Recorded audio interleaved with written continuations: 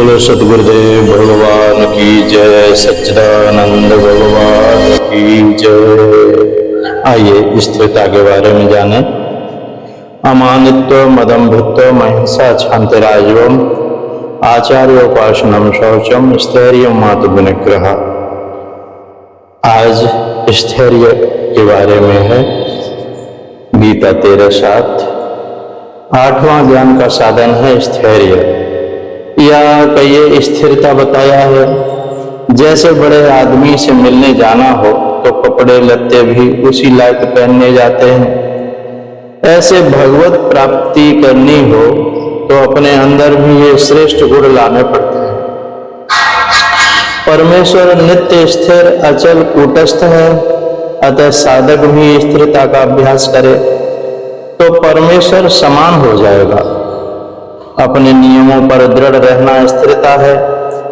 कठिनाई दुख आदि से विकृत न हो जाना, सफलता आदि से फूल न जाना, हर परिस्थिति में समान रहना स्थिरता है।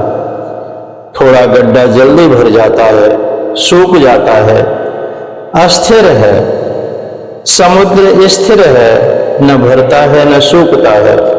जितनी वास्तविक विशाल होगी, वास्तविकता विशाल होगी, उतनी ही स्थिरता रहेगी। जब तक अस्थिरता है तब तक समझना चाहिए कि छिचलापन है, न्यूनता या कमी है, वास्तविक संपन्नता नहीं है।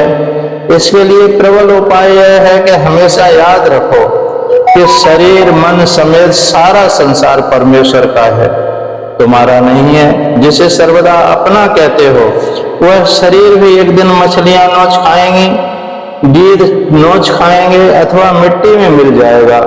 अतः है अपना कुछ नहीं, सब ईश्वर का है। इसमें ममता से ही अस्थिरता होती है।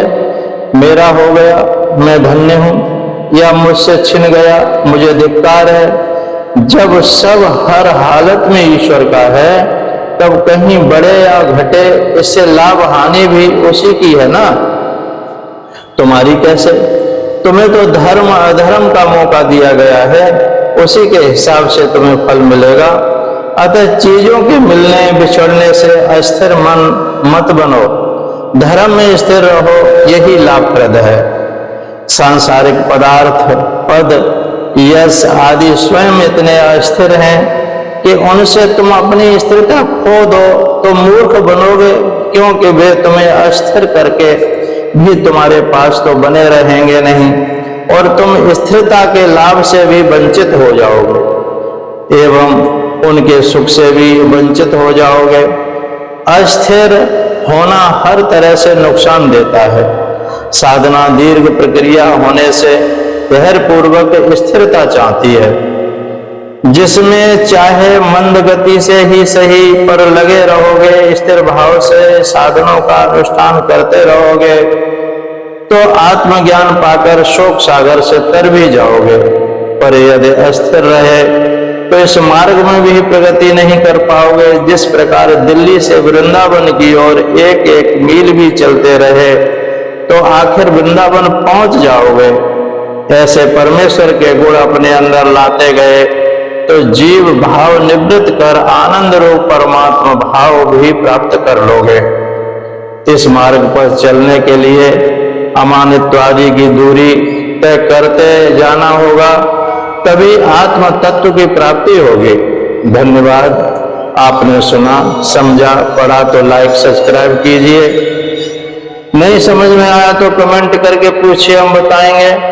आप और हम अंदर स्थिरता आए और आत्म साधना में आगे बढ़ें, यही सदगुरुदेव से प्रार्थना है। हमारे अंदर स्थिरता आए। जय श्री कृष्ण। सदगुरुदेव भगवान की जय, सच्चिदानंद भगवान की जय। सोहम सोहम सोहम।